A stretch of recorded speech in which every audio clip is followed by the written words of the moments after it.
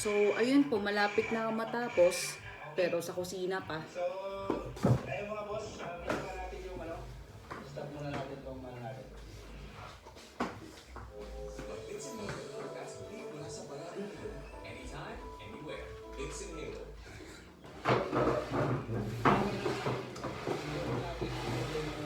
Toyota Fortuner. So, nag-test tayo, ayan, pinamita natin. So, yung tatlo, 1, 2, 3, buwan na injector. Yung number 4, problema. So, nagpadala ako, kaso sila din. Mga boss, sila din. Tinesting ko na to, pero ulitin natin. Ito, number 4, may problema. Fuel injector number 4. Dito sa Toyota Fortuner. Testing ko lang yung ano ulit, yung surplus na pinadala.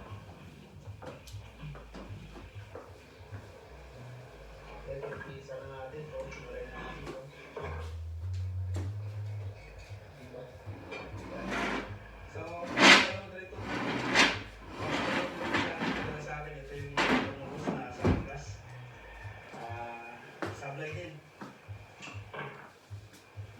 Although pag walang supply ng kuryente, wala naman siyang backlight, pero napakataas ng ano boss, ratio.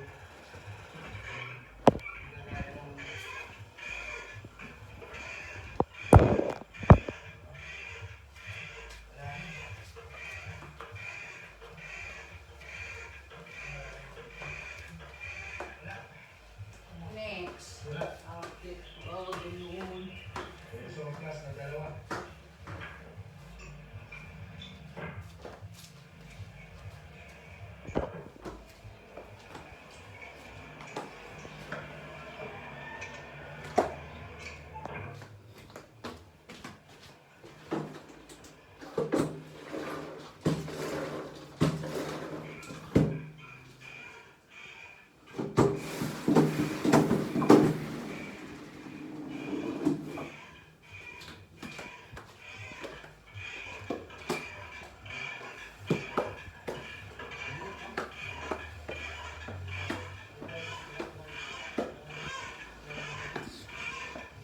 Excuse, Jeko.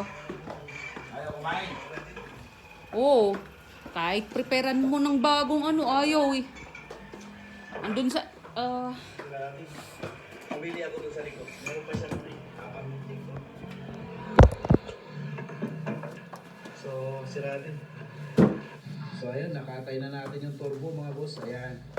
Ayan yung mga parts ng turbo na kinalas-kalas. Ito naman yung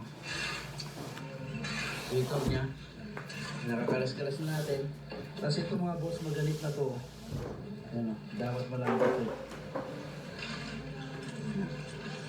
Maganit. Ayan o.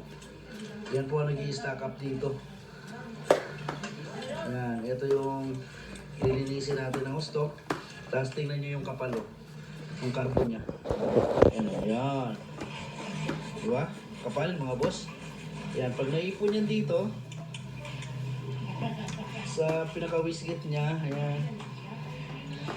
Ayan yung umiipit. So, hindi nakakabukas-sara ng maayos yung turbo natin. Ayan, sobrang kapal niyan mga boss. Ayan. Ayan. Grabe, no? Ayan, no? Daming carbon, no? Tapos gaganit yan dito. Pinaka-wisget niyan, gaganit yan. Yan po nagkakaroon ng low power. Pag nagkaganyan, pag naipit na ng gusto ng dumi o carbon. Kaya talagang mini-maintenance natin to. Kaya, hindi pa, di pa. At gusto mo ipalinis ni Bossing. Hindi. Wait. Last. Ay, hindi pa nag-ano dyan. Linisin natin mamaya yan. So ayan, nalinis natin. Tingnan nyo mga boss pagka malinis yung whiskey natin. Ayan, napakalambot. Ayan. Sige, ikaw na bahala mag, ano, Kaya hindi urong masasuffer yung ng mga yan. actuator natin pagka malinis yung turbo. Yan po nasisira yung actuator natin pagka sobrang dumi ng turbo kasi hirap po niyang ipabukas yung ito yung wastegate pagka maraming carbon. Yan, dito yan mga boss. Oh. yan. Yan. Tulad dito, sobrang lambot na. Ayan o. Kung kanina, punong-puno ng carbon. So, ito, dito po nakalagay yan. Dito. Ayan yung kanal na yan. So, pagka gumana po yung actuator natin, ganyan. Yan. Bukas sara. So, ganito po yan. Yan. Ganyan po ang trabaho niyan. Yan. Kaya pagka maraming carbon, yan yung nag-a-cause ng low power kasi hindi niya nasasarado yung gas gate na maayos. Ayan, yung ventilation niya. Ayan. Yan.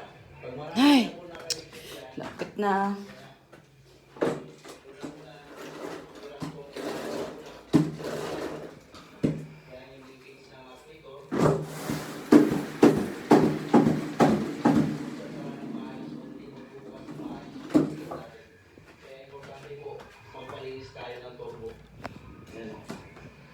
tulad nito, sobrang lambot ng mga boss. Yan. Sobrang lambot. Yan, okay. So, linis namin ang turbo sa 130.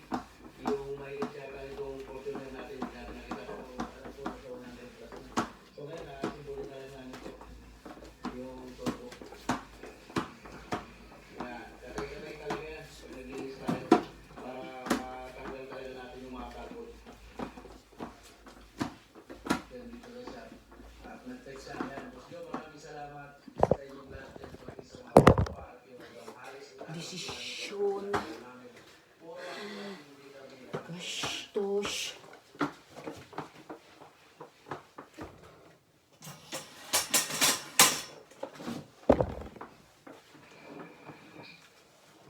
Yan, napaandar naman natin mga ginawa natin ay overall din tayo ito dahil malalaki ang pagkira ng kanyang pagtapit, no? Tapos check tayo na fuel injector at turbo cleaning na rin tayo. So ito na Okay. ayan mga boss. Pinapakinggan natin mga buhay kung may mga tayo na rin.